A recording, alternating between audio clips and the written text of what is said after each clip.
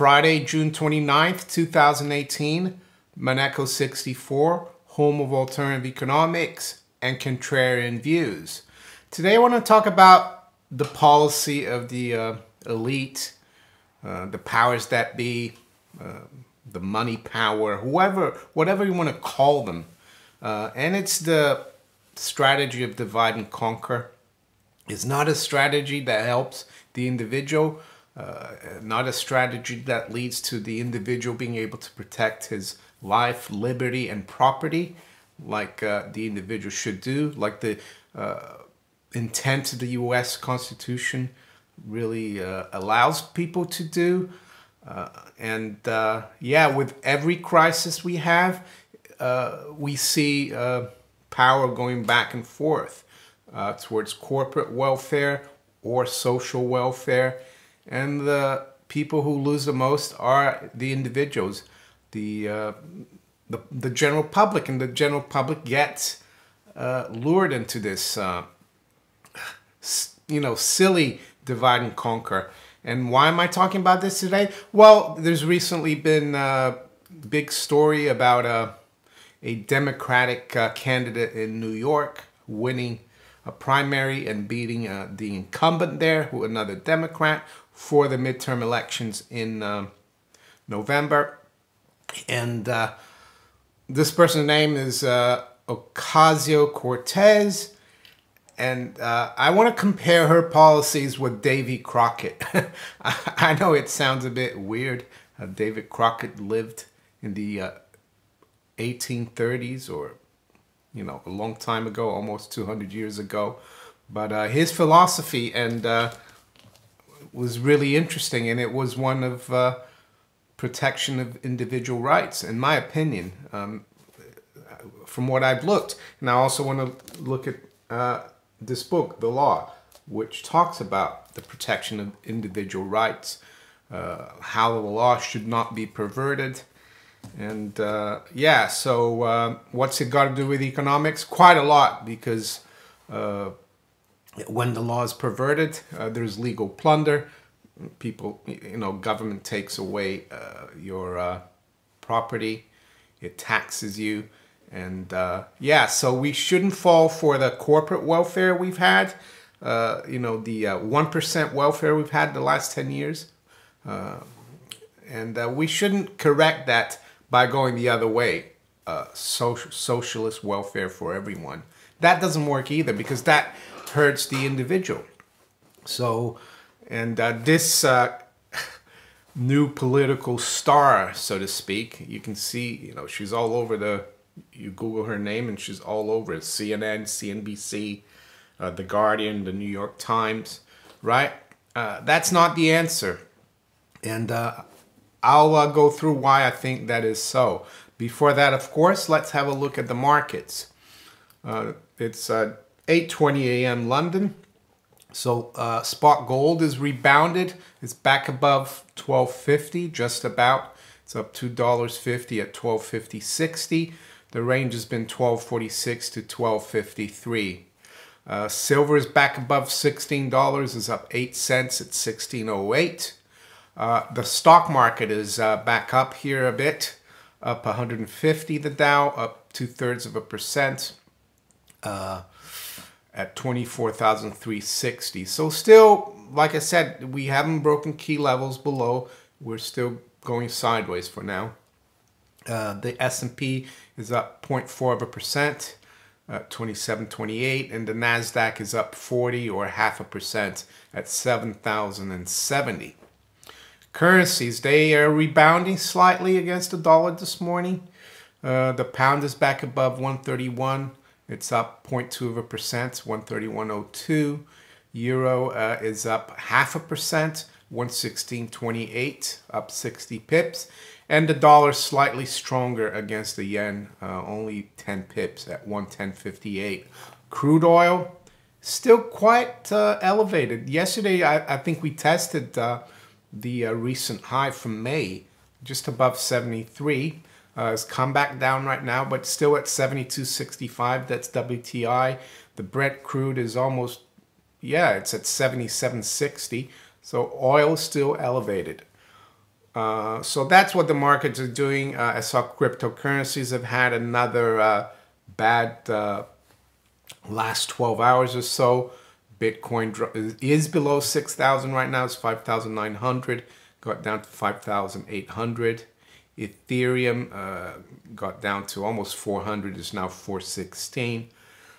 So that, cryptocurrency is still going nowhere for now. Okay. Alexandria Ocasio-Cortez. So she's a new star of the Democratic Party. Well, that's what some people are saying, not me. She's defeated a guy who was supposed to replace this Nancy Pelosi. So it was quite a big victory. She's going to be the Democratic candidate for one of the seats for New York, state of New York, and Davy Crockett. So first of all, let's go over Alexandria Ocasio-Cortez platform. And I've listened to her video. It's all really nice. All the things she says, make sense, but on the outside. But if you look at her platform, it's a bit concerning. So we've got here Medicare for all. So she wants to make the U.S. like the UK, have a socialist NHS. There you go. That's hurting the individual, protecting the collective. Legal plunder.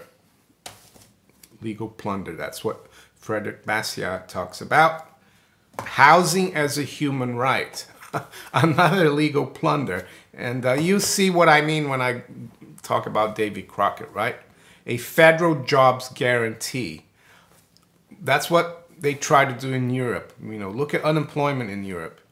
I think in Spain, if you hire someone, you can't, fire them. And if you do, you have to pay their salary for 2 or 3 years or something. That will create even more unemployment. Gun control, assault weapons ban. Well, that's a no-no for the Constitution, for a lot of the people in the Second Amendment rights. The only thing that I like of her platform is curb Wall Street gambling, restore Glass-Steagall. But and I think that's a good point, because I think they need to do that. But she doesn't go further. She doesn't talk about abolishing the Federal Reserve. Of course not. She talks about supporting seniors. That's another infringement of individual rights. Why should someone's age protect them more than someone else who's younger? I don't see that. The Constitution doesn't say that. So there you go. It's a very socialist, communist platform. I can understand why she's popular. People see that it's getting harder and harder for the public, the working class, even middle class to cope. But it's not because, yeah, the rich are getting richer, but it's not because of that people are getting poorer and hard up. It's because of the monetary system that allows that. So by bringing in socialism, it's going to make it even worse. It will make it misery for even more people. I think Margaret Thatcher said, with socialism, you bring everyone down. Like there's a difference between rich and poor, but then you bring down, but everyone goes down. With freedom, free markets, yeah, the rich might go up, but the poor go up quicker. And am I saying Margaret Thatcher did great things? No, I'm just saying I agree with what she said on that. She didn't abolish the Bank of England, did she? So, and she didn't bring back sound money. So now I want to talk about Davy Crockett. I read this story like quite a few years ago. Now, it's always been in the back of my mind. And I'll put the link to it below. And it says, It's on hushmoney.org. And the name of the article is Not Yours to Give, Davy Crockett on the Role of Government, from the Life of Colonel David Crockett, compiled by Edward Ellis, 1884. So I'll read a little bit about this incident. Just an introduction. Davy Crockett served 4 terms in the U.S. Congress. So the same Congress that Miss Ocasio-Cortez wants to serve in, right? Same Congress. He served 4 terms from 1827 to 1835. In 1835, he joined the Whig Party and ran a failed attempt for the presidency. Immediately thereafter, he departed his native Tennessee for Texas to secure the independence of the Texicans. He died at the Alamo, I guess. So that's why he's so famous. So this is the story, and I'll read it because it needs to be read. It's really interesting. So I'll read from this article. It says, Crockett was then the Lion of Washington. I was a great admirer of his character, and having several friends who were intimate with him, I found no difficulty in making his acquaintance. I was fascinated with him, and he seemed to take a fancy to me. I was one day in the lobby of the House of Representatives when a bill was taken up appropriating money for the benefit of a widow of a distinguished naval officer. It seemed to be that everybody favored it. The speaker was just about to put the question when Crockett arose. Everybody expected, of course, that he was going to make a speech in support of the bill. He commenced, and I'll read. Mr. Speaker, this is Davy Crockett. Mr. Speaker, I have as much respect for the memory of the deceased and as much sympathy for the sufferings of the living, if suffering there be, as any man in this house. But we must not permit our respect for the dead or our sympathy for a part of the living to lead us into an act of injustice to the balance of the living. I will not go into the argument to prove that Congress has no power under the Constitution to appropriate this money as an act of charity. Sounds familiar? You know, housing for all, health care for all. Seems like charity, doesn't it? Every member upon this floor knows it. We have the right as individuals to give away as much of our money as we please in charity, but as members of Congress, we have no right so to appropriate a dollar of the public money. And he goes on to say, Mr. Speaker, I am the poorest man on this floor. I cannot vote for this bill, but I will give 1 week's pay to the object. And if every member of Congress will do the same, it will amount to more than the bill asks. He took his seat. Nobody replied.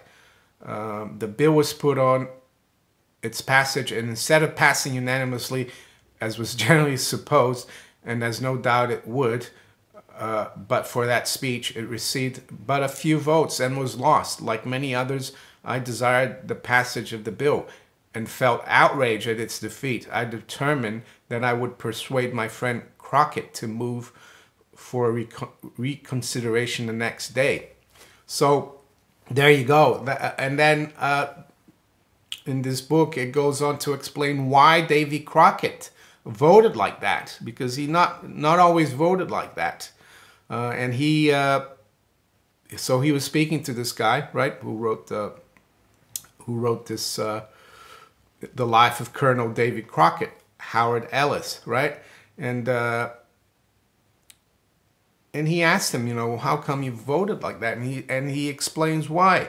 He explained how several years ago there was a house. They came out of the Congress and they saw a big light. It was like a fire, right? And there was a big fire in Georgetown, and they went up there and helped put the fire out. And then they passed a bill to appropriate $20,000 to help the people in Georgetown, right? And this was recorded, of course, in all the newspapers, who voted yay and who voted nay, right? And Davy Crockett voted for that because he felt bad about all these homeless, you know, families that lost all their houses. So they appropriated $20,000 for Congress. And then he explains how next summer he was campaigning, right? In East Tennessee, in the middle of, you know, nowhere compared to Washington, D.C., right? I'm not having a go at East Tennessee. And he came upon a farmer and, you know, to ask him for his vote, you know, and the guy said, no, I'm not going to vote for you. Davy Crockett was taken aback. I quote Davy Crockett. He says, I admit the truth of all you say, but there must be some mistake about it. For I do not remember that I gave any vote last winter upon any constitutional question. And the farmer says, no, Colonel, there's no mistake. Though I live here in the backwoods and seldom go from home, I take the papers from Washington and read very carefully all the proceedings of Congress. My papers say that last winter you voted for a bill to appropriate $20,000 to some sufferers by a fire in Georgetown. Isn't that true? And Davy Crockett answered, certainly it is. And I thought that was the last vote which anybody in the world would have found fault with. And the farmer answered, well, Colonel, where do you find in the Constitution any authority to give away the public money in charity? So this was from a farmer in East Tennessee. And, you know, that's how Davy Crockett voted against, why he voted against this bill to help a widow of a distinguished naval officer. And that's why I'm trying to compare, you know, Davy Crockett and this new politics in the U.S. of socialism.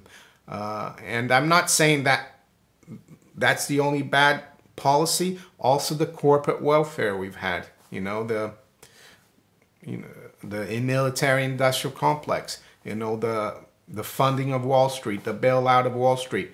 It's rich and poor. They're trying to like divide us. So we need to protect the individual. The law has to protect individual rights, property, liberty, yeah, and the individual. If you protect that, it doesn't matter. You can't vote for these things. And that's the secret of the U.S. Constitution. But it's been perverted, of course. U.S. has to go back to how it was back in the 1830s. But even then, you know, people abused the Constitution. So Benjamin Franklin said, you know, to those two ladies when he was coming out of the Constitutional Convention, they asked what if they got a monarchy or another form of government, and he said a republic if you can keep it. So it's really hard. The basic thing is we need to protect the individual and forget about divide and conquer. Two wrongs don't make a right. So there you go. It's a little longer than usual, but I wanted to talk about this. Thought it was important. So if you enjoyed this video, please like, share it, subscribe to my channel if you haven't yet. You can also follow me on Steemit, DTube, and on Twitter. And I'll talk to you later. Take care. Bye.